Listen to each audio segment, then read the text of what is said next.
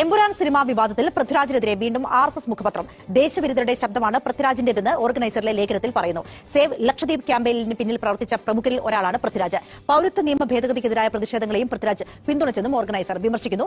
പുതിയ ലേഖനത്തിൽ എന്താണ് പറയുന്നത്? അഞ്ജിത, മോഹൻലാൽ നടത്തിയ ഖേദപ്രകടനം റിപ്പോർട്ട് ചെയ്തുള്ള RSSന്റെ മുഖപത്രമായ ഓർഗനൈസറിലെ ലേഖനത്തിൽ ആദ്യത്തെ 1-2 പാരഗ്രാഫുകൾ കഴിഞ്ഞാണ് ഈ സിനിമ എമ്പുരാൻ എന്ന സിനിമയുടെ സംവിധായകനായ പൃഥ്വിരാജിനെതിരെ അതിരൂക്ഷമായ ഭാഷയിൽ വിമർശിച്ചുകൊണ്ട് ഓർഗനൈസറിൽ ലേഖനം പ്രത്യക്ഷപ്പെട്ടിരിക്കുന്നത്. ഇന്നലെ രാത്രി 11:30-ക്കാണ് ഈ ലേഖനം അവരുടെ വെബ്സൈറ്റിൽ പബ്ലിഷ് ചെയ്തിരിക്കുന്നത്. ഒരു സെലക്റ്റീവായ വിഷയങ്ങളിൽ മാത്രം പ്രതികരണം നടത്തുന്ന ഒരു വ്യക്തിയാണ് പൃഥ്വിരാജ്. അതോടൊപ്പം ദേശവിരുദ്ധ ശബ്ദമായിട്ട് പൃഥ്വിരാജ് മാറുകയാണ് എന്നൊക്കെയുള്ളതാണ് വിമർശനം. അതിൽ ഉന്നയിക്കുന്ന പ്രധാന കാര്യങ്ങളിൽ ഇവയാണ്.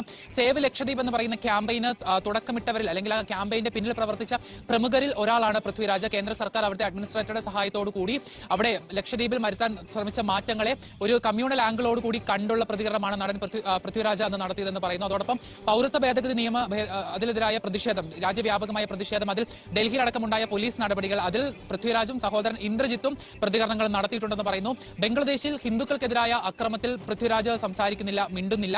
അതേസമയം തന്നെ മുനമ്പത്തെ ക്രൈസ്തവ കുടുംബങ്ങളെ ബാധിക്കുന്ന വഖഫ് വിഷയത്തിൽ പൃഥ്വിരാജ് മിണ്ടുന്നില്ല.